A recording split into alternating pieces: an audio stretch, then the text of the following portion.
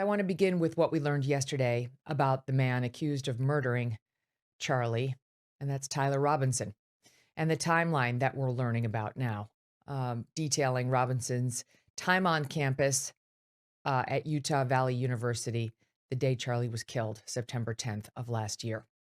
We saw pictures of the man prosecutors say is Robinson for the first time last year as investigators desperately hunted him down. And yesterday in court, we got to see some of the surveillance videos alleged to be of Robinson as he moved about campus. It was the very first time we've seen them. We've seen some still shots from these videos leading up to yesterday, but we have never seen these videos. And, there was a big fight in court because the prosecution has enhanced versions of the videos with zooms and circles, which would be very helpful, wouldn't they?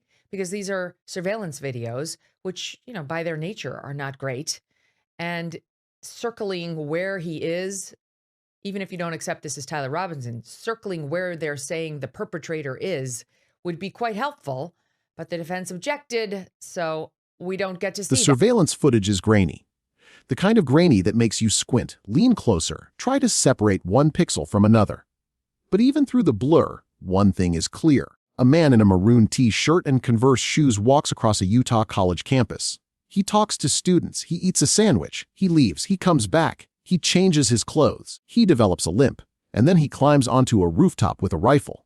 Imagine a video game, not the kind with explosions and power-ups, the kind where you watch a character move across a map, following a pre-programmed path. He enters the parking garage at 8:30 a.m. He exits. He walks to the amphitheater. He talks to the organizers. He gets the details. He leaves. He comes back with a backpack. He eats at Chick-fil-A. He leaves again. He comes back a third time, now wearing different clothes, now walking with a limp that wasn't there before. He climbs onto a roof. He lies prone. And then a shot rings out. That is the visual anchor you have to hold in your mind. A man practicing his final walkthrough before the performance. Before we go deeper into what the evidence actually shows, make sure you're subscribed to Shadow Jury Archives. Because we don't just cover the story, we follow the facts. The case is the murder of Charlie Kirk, a political commentator shot dead on September 10, 2025, while speaking at Utah Valley University. The accused is Tyler Robinson, a 22-year-old student at the university, and the evidence against him, according to prosecutors, is a timeline so damning that it reads like a confession in motion. Here is the moral refrain. Hold it in your mind. He was scouting, he was scouting, he was scouting. The first video shows Robinson arriving on campus at 8:30 a.m. Okay, what are we seeing here, Agent Hall? That's the vehicle that is believed to belong to Mr. Robinson arriving in the parking garage on campus. At what time in the morning? What time of the day? It's approximately 8:30 in the morning on September 10th, 2025. And what leads you to believe that this particular vehicle belongs to Mr. Robinson? Information that was provided regards to driver's license and Department of Motor Vehicle records. The vehicle fits the description of a vehicle owned by Mr. Robinson. Is there anything unique about that vehicle that stands out to you? The shape of the vehicle is very distinct, but predominantly the wheels were very distinctive on this version of the vehicle. Now what do we see? The driver of the vehicle exits the vehicle and then walks on foot to exit the parking garage. It's the individual in the red T-shirt and the shorts and the shoes. He parks his car in the parking garage. He exits the vehicle. He is wearing a maroon T-shirt, gray shorts, and Converse shoes. He walks to the area where Charlie Kirk is scheduled to speak. He makes contact with Turning Point USA representatives. You heard it there. The police believe that is Tyler Robinson arriving on campus at 8:30 that morning.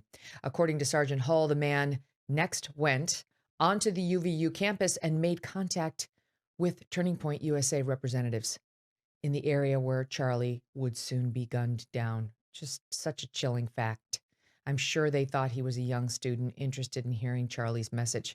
And I'm sure they happily and willingly gave him the details on exactly what time things would be getting He asks underway. questions. He gets information. He is just a curious student, they think. Just a young man interested in the event. He is anything but. He leaves campus at 9:24 a.m. After that moment, the testimony was that Tyler Robinson, again, the man believed to be, would leave campus again. You can see him on your screen now, returning to the parking garage. That's what they say he's doing here, going down the steps. Back to the parking garage after that hour on campus. It's 9:24 a.m., just under 3 hours before the shot rang out. The parking garage is just a short walk from the amphitheater area where Charlie was set to speak, the outdoor amphitheater. In other Less words, than an hour on site. But that hour was all he needed. He had scouted the location. He knew where the amphitheater was. He knew where the crowd would gather. He knew where he would need to be. He returns at just after 10:00 a.m. This is Mr. Robinson returning to the campus on foot from the neighborhood to the northeast. You can see he's wearing the same clothing as in the previous video. And he's carrying a blue backpack. Describe the clothing. It's a maroon-colored T-shirt with gray or olive-colored shorts and then Converse shoes. And what time did he return to campus? Just after 10 a.m. And during this visit, do you know where he goes after he leaves the parking structure? Yes, we were able to track his movements on campus. He went to Chick-fil-A in the Sorensen building and purchased some food, sat and ate the food. This time he is carrying a blue backpack. He walks to the Chick-fil-A in the Sorensen building. He purchases food. He sits and eats. A Chick-fil-A sandwich, prosecutors note. It's chilling.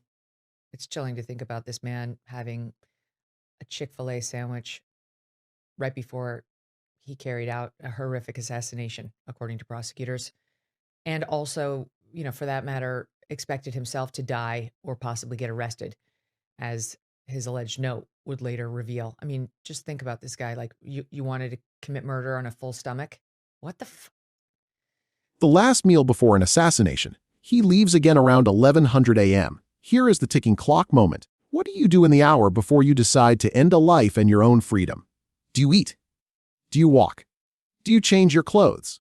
And here is the rhetorical question that reframes this entire story as a thriller, not just a headline. What do you pack in a backpack when you know you are not coming back? He returns a third time at 11:03 a.m. And they don't show us the video of him leaving the campus, but now here he is returning to campus again, this time looking different outfit. Watch. You believe this is Mr. Robinson returning to campus? I do, yes. Okay. And what do you believe is Mr. Robinson?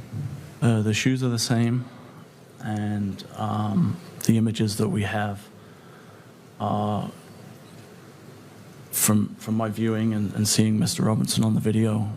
It's the same person. He's noticeably wearing different clothing. He is wearing different clothing now. Jeans, a different shirt, a hat, sunglasses. He is also walking with a noticeable limp. So they were able to track this man's movements. It looks like Tyler Robinson. The police testimony is that it is Tyler Robinson. And he's back on campus at 11:53, now dressed in jeans and a different shirt, has the hat and the sunglasses and the same sneakers as before. But unlike before, he now suddenly has a limp. He had no limp in either of the earlier videos. And it does appear there's something down his pant leg. And obviously, they believe it was a limp that did not exist in either of the earlier videos. He is walking with a gait, the officer testifies, that suggests he is concealing something down his pant leg. Prosecutors believe it was the rifle. He moves across campus. And again, were you able to track Mr. Robinson when he leaves this parking structure? Yes, we were able to. He comes up around Campus Drive, as you can see on the video here. There is a cut through there north of the Losi building, and that's Mr. Robinson coming up the sidewalk. He has the noticeable gait or limp in his walk.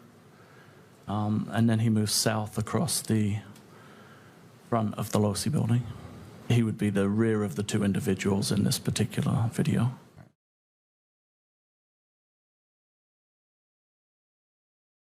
And you watch him walk down the sidewalk. He walks past the Losi building. He is tracked by security cameras, moving methodically, deliberately. He climbs onto the roof of the Losi building at approximately 20:15 p.m. Charlie Kirk. Watch. And what time is this? It's just afternoon, about 12:15. What just happened, or what did we just see happen? The individual actually kind of rolls over the railing onto the roof of the Losi building. All right.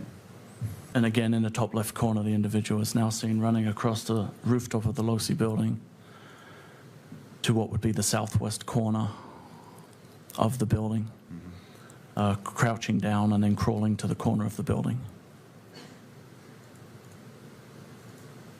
And this is at what time? Around 12:23. I think the timestamp on the video is 12:22. On the 10th. On September 10th, yes, 2024. He positions himself at the southwest corner. He lies prone. He waits. Yes, you can, laying prone. And how long is he out there on the edge of the building? Just until the reported shot was fired at 12:23 and 28. The individual then stands up and then moves across the building to the north. Is that what we're seeing happening right now? It is, yes. They move behind the atrium area on the rooftop to the northeast corner where the white triangle is. Do you see Mr. Robinson now? I do, yes. He's just arriving at the corner of the building.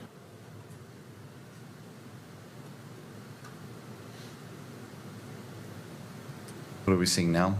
At 12:23 p.m., a single shot is fired from that rooftop. Charlie Kirk is struck and killed. He stands up. He moves across the rooftop to the northeast corner. He jumps off the roof onto the grass. He runs toward Campus Drive. He leaves the scene, but he does not disappear. The video captures his vehicle at 6:08 p.m.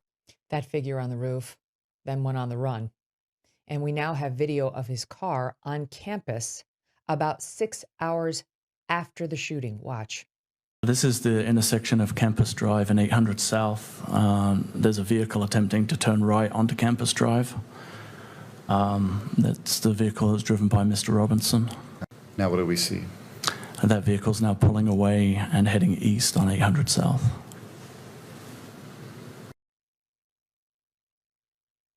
Attempting to turn onto Campus Drive. The same driver. He is still there. He is still circling. This is the moment the story turns from tragedy to something else, something almost incomprehensible. At 12:30 a.m., more than 12 hours after the shooting, a local police officer on traffic duty makes contact with Tyler Robinson driving the same car. Early the next day, technically later that same evening, about 12:30 a.m., a local police officer on traffic duty made contact with Tyler Robinson driving that same car, according to Hull.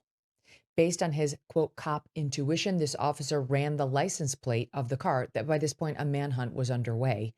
They knew that Charlie had been murdered on their campus earlier that day, 12 hours earlier.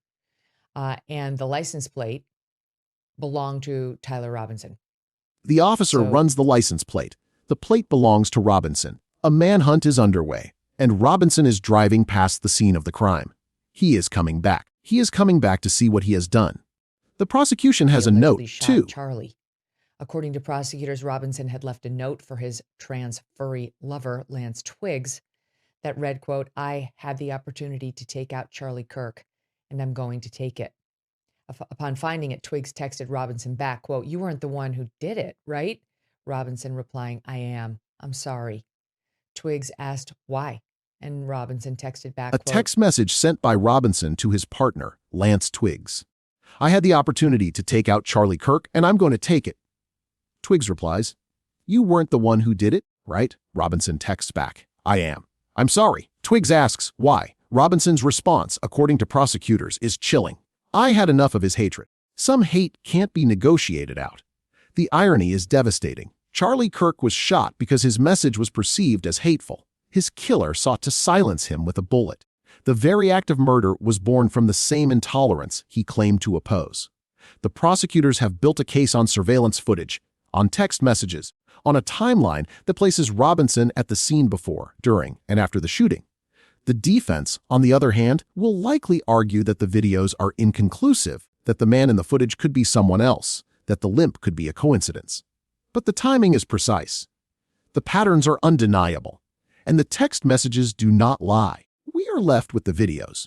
The grainy footage of a man walking across a campus, eating a sandwich, returning again and again. The image of a figure on a rooftop, lying prone, waiting. The car circling the scene long after the crime. And the question that hangs over everything. What kind of person scopes a location, changes clothes, develops a limp, climbs onto a roof, pulls a trigger, and then comes back to watch? The call to research is this. Pull the public court filings from the Utah County District Court. Look for the surveillance footage exhibits. Watch them for yourself, not the commentary, not the headlines, the actual videos. And then ask yourself the direct question. At what moment does planning become intent? And at what moment does intent become something that can never be undone? The answer to that question may be the key to everything. He was scouting. If you appreciate the Forensic Breakdown, hit like, subscribe, and turn on notifications for Shadow Jury Archives. And share this video, because sometimes the truth doesn't come from the people in power. It comes from the records they release by law, and it is our job to pay attention.